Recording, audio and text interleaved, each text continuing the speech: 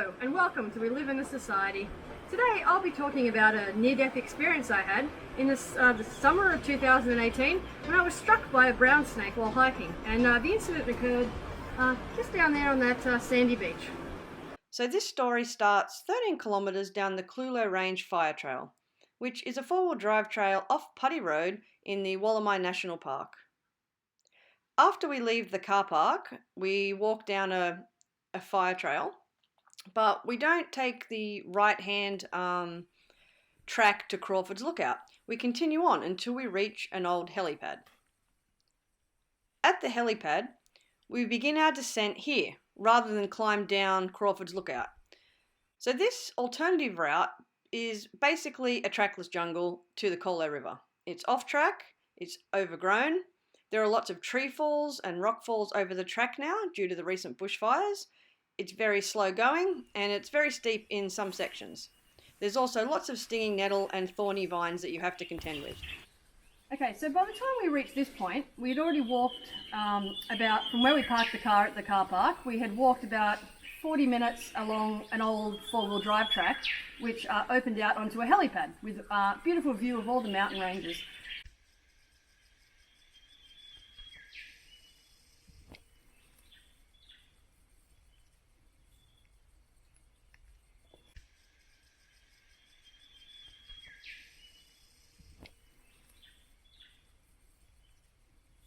At that point, so that was a pretty flat track. On that point, then you had to go down. So it took about, I guess, another 45 minutes, just heading back down to this point. But it is very steep, lots of loose rocks. At this point, Josh was stepping over a fallen tree and then twinged his leg, or twinged his knee. And so by the time he managed to get down here, he was in a considerable amount of pain. And so from this point, it's about another 2 hours to the ledge, just following the canyon down to the ledge.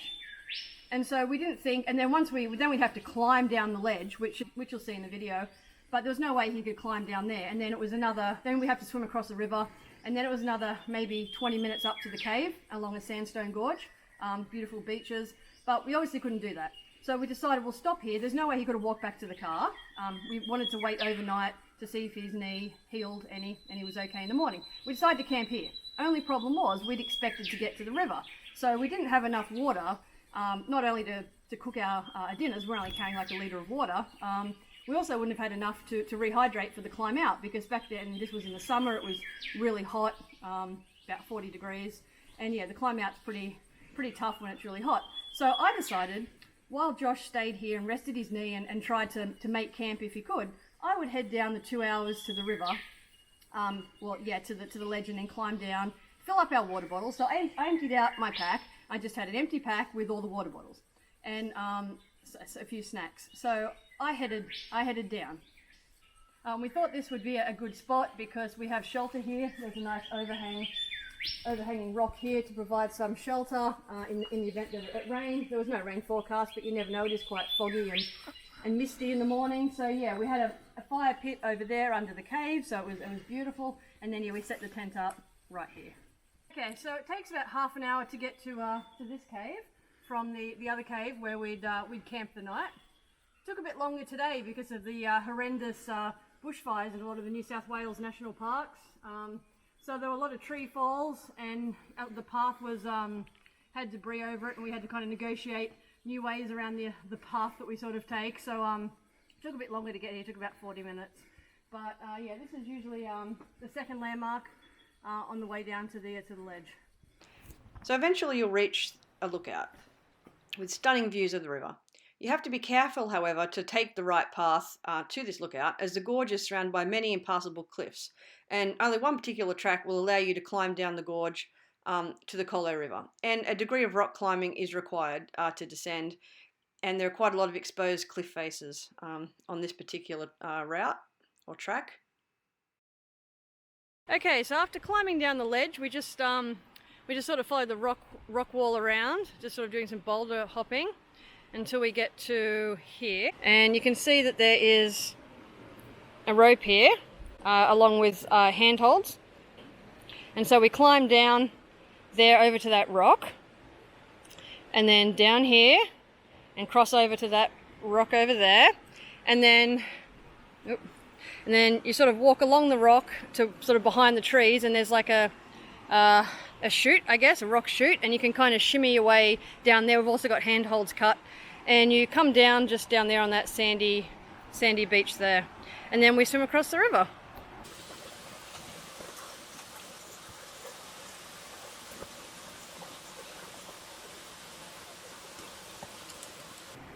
Okay, so that's down the first part.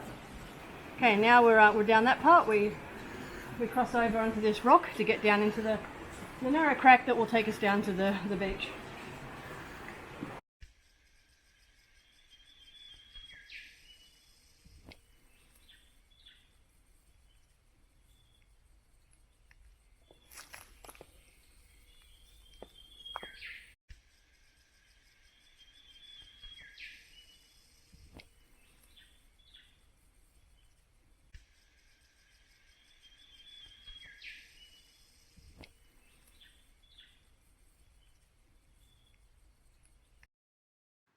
Okay, so here is footage of the actual pass that we climbed down to access the Colo River. Okay, so after climbing down from the ledge and arriving on this sandbank, I made a fateful choice. Now I should have just taken the water bottles, filled them in the river, and then made my way back to camp. But because I'd made such good time, I thought while I'm down here, it was beautiful sunny weather, like I said, it was the summer of 2018, I thought I would cross the river here and then make my way down to the cave, which is only about 600 metres further downriver. So I really like that cave, and I thought I'd just go sit there for half an hour before making my way back. So usually, you have to swim across this river, but I didn't want to get my shoes wet, so I took them off. Now, right now, because I'm visiting here in Australia from France, I didn't have any of my hiking gear, so one of my friends have lent me their gear, and I just bought clothes to walk down in. So normally I would have my Gore-Tex Reichler hiking gear. So anyway, so I took all those off, because I didn't want them getting wet. And then I was going to swim across the river, and that was another fateful choice. So then I crossed the river. Okay, so the river's changed a little bit since I was here last time. Before, where I'm standing now, this sandbank was just completely underwater until you got to that bank over there. So I crossed with no shoes on, and then I'll just cross over for us. So I crossed the river. There's a bit of it's quite quicksandy at the moment.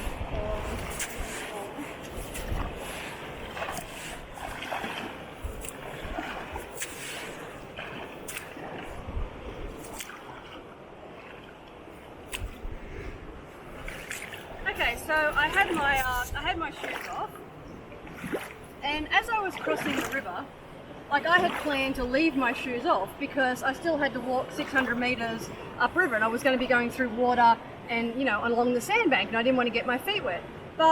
And I decided that. But as soon as I crossed and I stepped, onto the sand, I just immediately sat down, and I had this voice in my head, "Put your shoes on." And I did, and I was still confused as I was putting my shoes on why I was doing this, because I had planned, I was just going to get my feet wet further up, and I was sitting down here, putting my shoes on, and then I'd finished putting my shoes on, still bewildered by why I'd done that, stood up, I just had this voice in my head, put it on, stood up, I took one step this way, stood straight on a brown snake's head. It was sitting there the whole time within striking distance, and could have easily have like bitten me at any time. It didn't. If I hadn't have put my shoes on, then as I realized I'd stepped on its head, I lifted my foot off and it struck the bottom of my foot. But obviously I had the shoe on. So if I hadn't have stopped at that exact moment and put my shoes on, I would have been bitten by a deadly brown snake.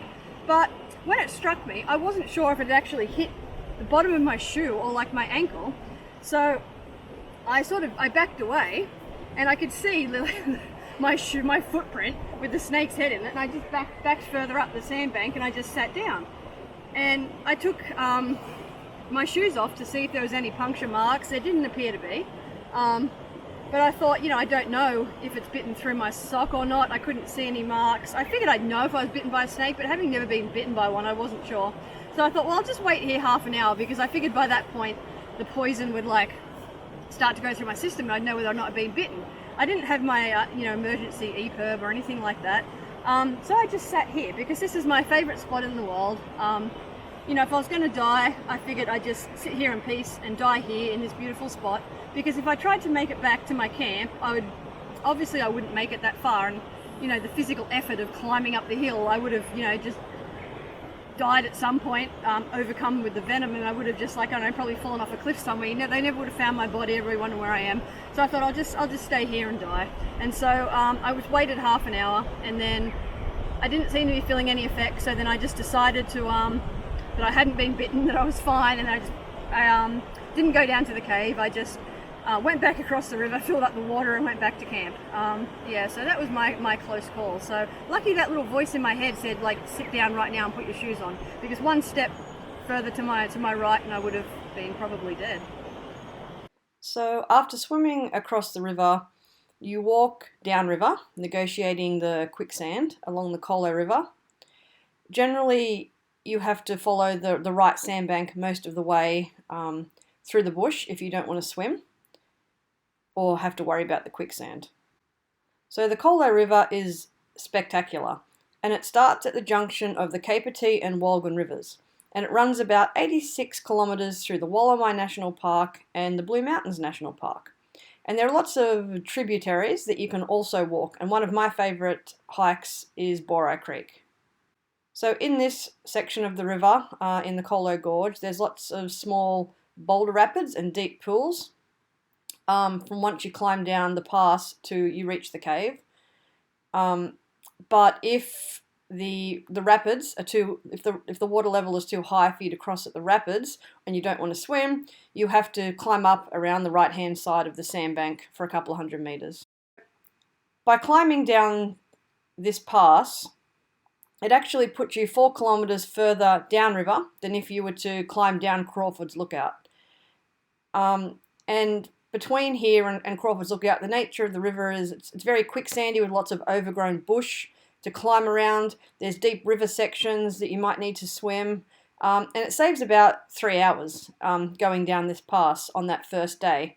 So if you don't want a big day and you want to relax more at the cave and set up a hammock, have a couple of beers, go for a swim, it's good to take that shortcut. I haven't walked from Crawford's to this point or to the cave since the fires, so the track might be very different now on top of the ridge, and it might even now be impassable.